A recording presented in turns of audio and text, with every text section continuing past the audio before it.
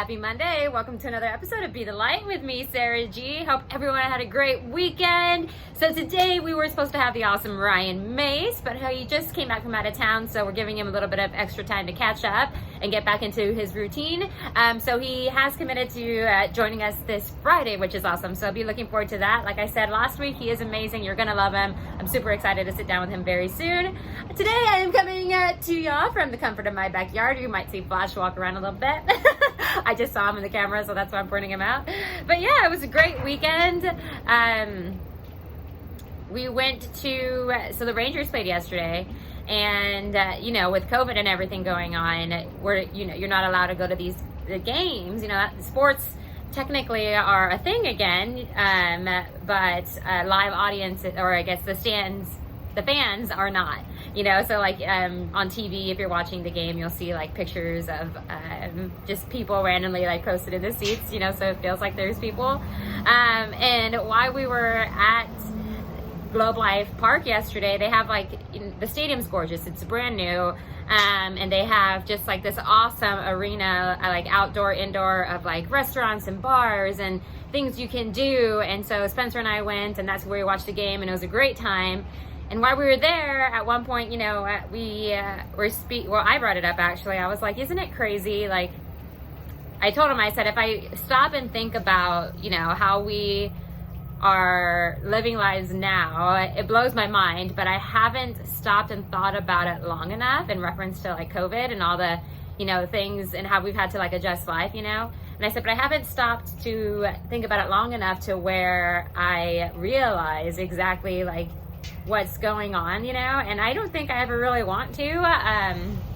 It just got me thinking, like, I think what makes my life so fulfilling is the fact that I haven't stopped to think about it for more than like a couple seconds or pay it any attention. Like every time we're asked to do something, I just take it or adjust, I should say, like masks or the 6 feet, and think, not being able to go certain places, not being able to go to a baseball game or basketball, whatever it is, like as life, has adjusted over this year, I just have done my best to have the attitude of like, okay, it is what it is, this is what we're doing, and just like really trying to just live in the moment and make the best out of whatever situation we're in,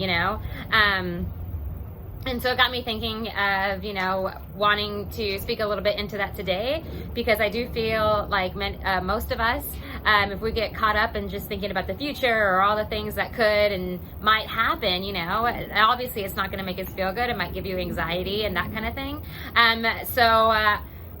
I wanted to focus on, or share with y'all what's helped me just like get through this year of 2020. I remember earlier in the year when I first heard of COVID, I was working at a restaurant in Tempe, AZ, having the time of my life. And one day, I woke up and our roommate Kenny had shared the news of it. No, I was at work actually, and one of my coworkers was like, "Did you hear about this Corona thing? Somebody on campus has Corona, and yeah, apparently it's like really contagious." And that's when I first heard of it, and I was like, "What? That sounds crazy," but kept on working for like another month or two or something like that, and then. No, I kept on working for like another month, and then a month later, back to what she had said about she had called it Corona, and then we ended up calling it COVID. But yeah, COVID started affecting, the restaurant where I was working at, and all restaurants, all businesses, really all over the place, and just it was really surreal. You would go to work and, or I would go to work, and the less people were showing up.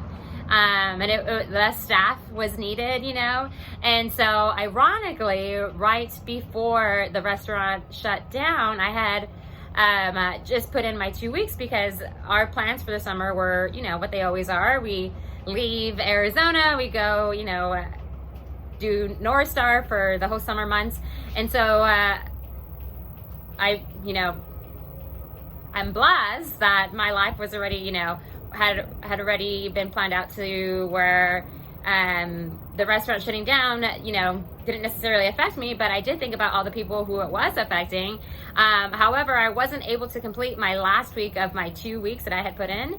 And that made me sad because I was really looking forward to just like saying bye to everyone one by one, and then not being, having to say bye sooner than later.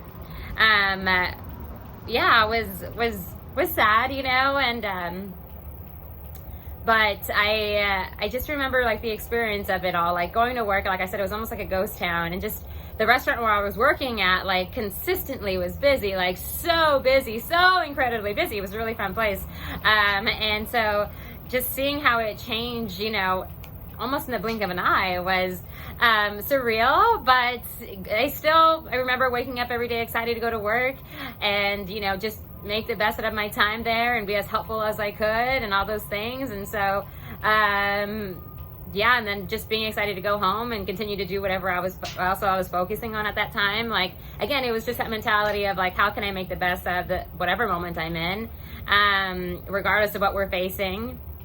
And then going home, there were times where we'd have friends over or whatever, and they wanted to talk about the situation.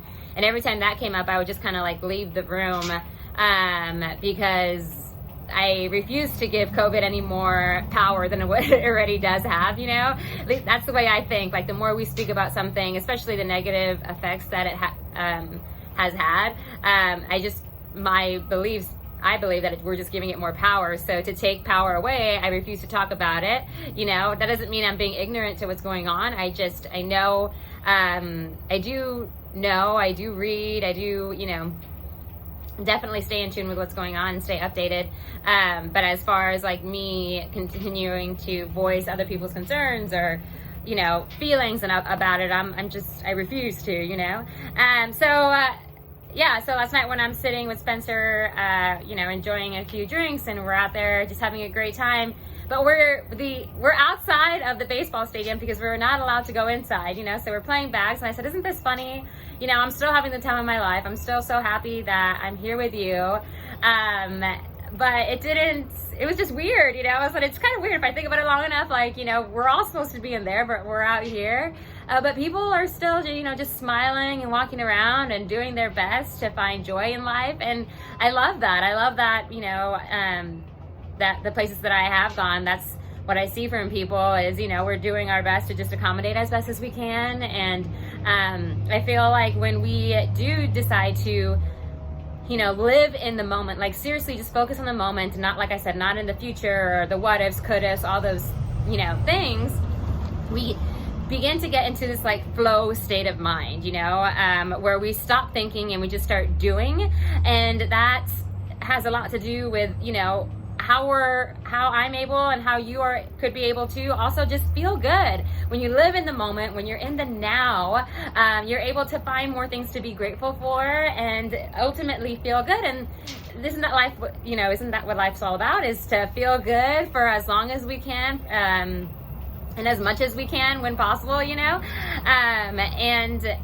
that flow state of mind, like I said, you just stop thinking and just live life, just be free, and so a few examples that I wanted to reference was, as far as like, when I was reflecting on just specific moments recently about me, finding my best to be in the now, aside, I know I just said I do my best to do it every day, but moments that stand out recently is what I'm referring to. So 2 weeks ago we went boating, and we're on this 2-deck, party boat with our team, and we're having so much fun.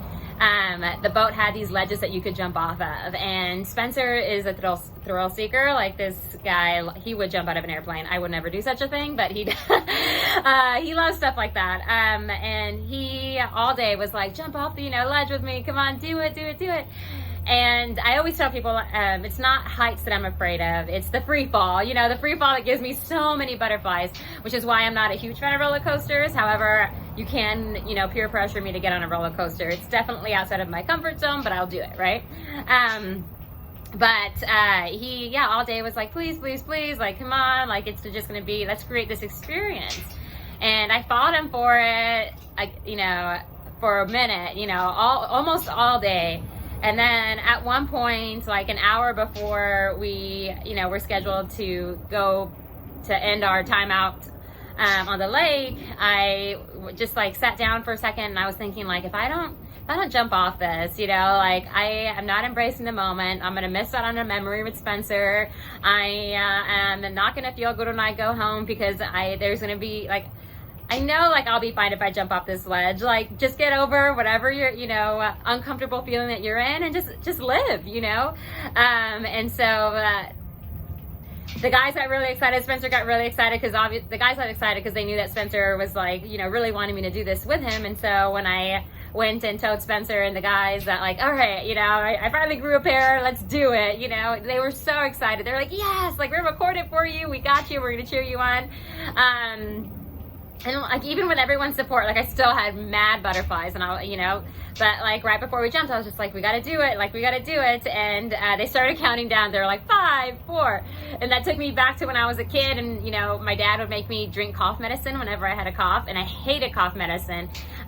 But the only way he would make me do it is that he would count down the 3, 2, 1. And at 1, I had to chug it. Like if I didn't, chug the cough medicine, then he would be upset. Like, drink your medicine. And so when they started doing the countdown, it took me back to being a kid. It's like, all right, as soon as they get to 1, like I have to do this regardless of how I'm feeling. And so sure enough, we're standing at the top of the boat. They said 3, 2, 1, and Spencer and I just ran off and we made that beautiful memory together. And ultimately I ended up feeling so much better. Like after, I surfed from the water, or, being dumped in the water, like it was so much fun. I was like, I did it, and I was so happy and I was so proud of myself. And there's those feelings, of gratitude and reward that you receive and feel after you do things that make you uncomfortable. So I was really happy that I decided to do that. And like I said, it all goes back to just choosing to live in the moment and make the best out of it, regardless of how uncomfortable I might have been. So that's one recent example that I could think of. And then a little prior to that, was it late last year? Yeah, I guess a little bit early. Yeah, late last year, after the season was over, Spencer and I get back to Arizona and we're thinking about how we want to spend our time off. For those of y'all who don't know, the way his job works is he essentially works 6 months out of the year. And then the other 6 months, he's still working here and there, but for the most part, he has a lot more free time for us to be able to spend time together and travel and do all the things that we're not able to do during the summer. And so we had planned out a few trips. One of them was to Texas, where we were going to go visit my family for like a week or 2. Another one was to Lake Tahoe. Another one was to Vegas. Like we had just planned and bought. Like it was the first year where not only did we plan it, but we took action and we bought our tickets and we reserved our hotels.